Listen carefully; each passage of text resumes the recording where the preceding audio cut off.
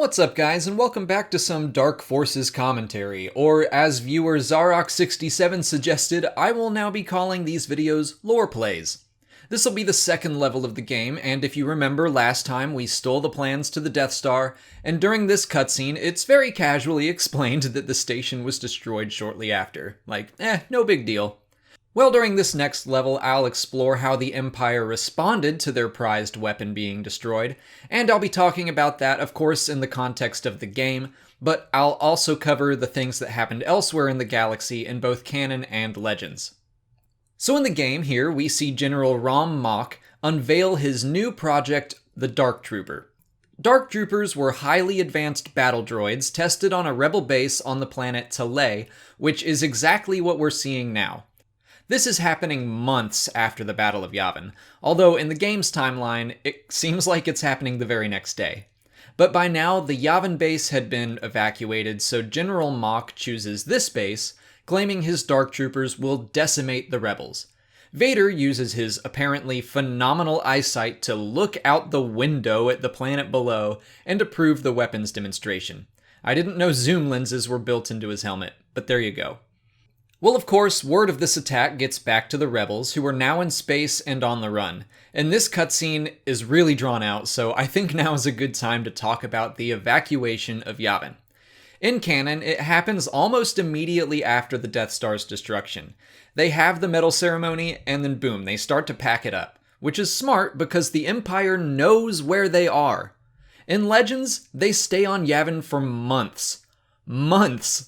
And the Empire runs multiple raids on the base, and the rebels just kinda wait it out, taking their time to move. Like, look at this guy. He's not even phased. Oh, we're getting bombed again. And what are these guys doing up here? Why did they cram 2 people into that crow's nest? That's just asking to get shot. But what's even more baffling is that the Empire doesn't just crush them.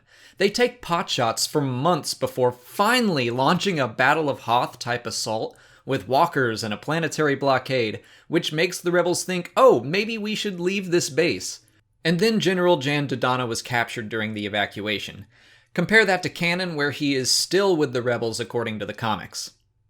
Okay, so I'm exaggerating a little bit here for comedy's sake, but my point is that the evacuation in Legends was much more drawn out. Man, they're still talking, huh? After hearing about these new mystery weapons the Empire has, Kyle makes some quip about how he should have kept working for them. Remember, he was once a stormtrooper that defected, but he's still pretty much a mercenary at this point.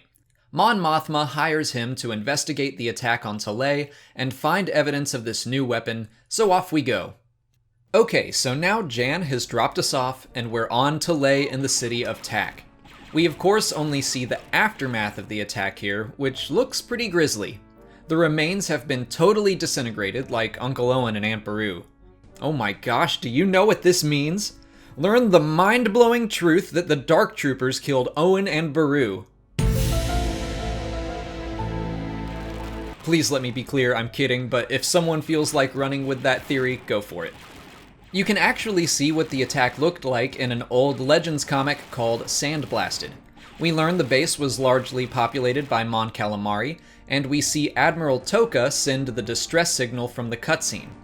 One ship escapes the planet, but a Dark Trooper makes it on board and kills the crew. The ship still makes a jump to hyperspace and crashes on Tatooine, and that's a story for another time, I think, but if this had happened a few months earlier, my theory wouldn't sound so crazy now, would it? By the way, I will talk about the Dark Troopers in more detail when we actually run into them, so don't worry. Okay, back to the game. The base is surrounded by moats, or canals, or whatever you want to call them, which is probably why so many Mon Calamari were stationed there.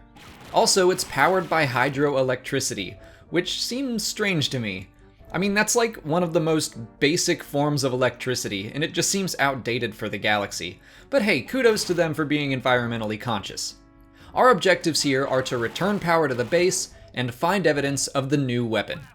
And with power currently off, there are some annoyingly difficult moments where you have to fight in absolute darkness. Who would go into battle without a flashlight? Kyle, please, you're better than that.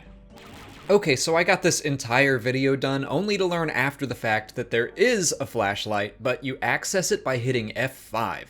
So I'm sorry for what I said, Kyle. I let you down.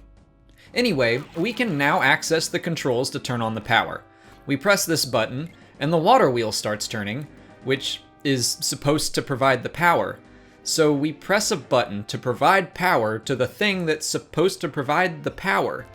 That logic sounds like plugging a power strip into itself, but let's not think about this too hard. With power restored, we can now get this rotating bridge to turn around so we can access the rest of the base, which is a lot of waiting, but I will say that this level is a vast improvement over the first.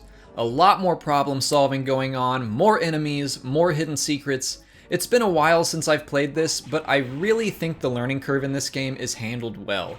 Except I remember the next level being an absolute pain, but we'll get to that later. Okay, now we're getting into the really heavy fighting, so we know the final objective is near. It's not really clear why there are so many Imperials here. I guess it's possible they were converting the TAC rebel base to an Imperial one, or maybe they were just trying to remove any evidence of the attack. If that's the case, they're doing a garbage job because here we are. This is the evidence of a new Imperial weapon. This is an Imperial repeater rifle, which is a prototype described in lore as being too big for a normal human soldier to carry. Except that's exactly what we do. We just pick it up and head back to extraction. I don't know why, but that just reminds me of those Kyle Katarn jokes.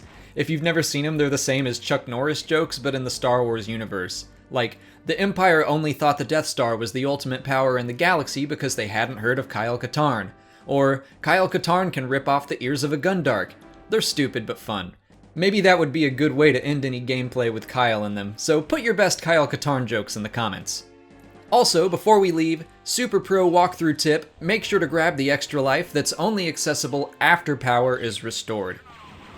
Then just head back to the landing platform and the mission comes to an end.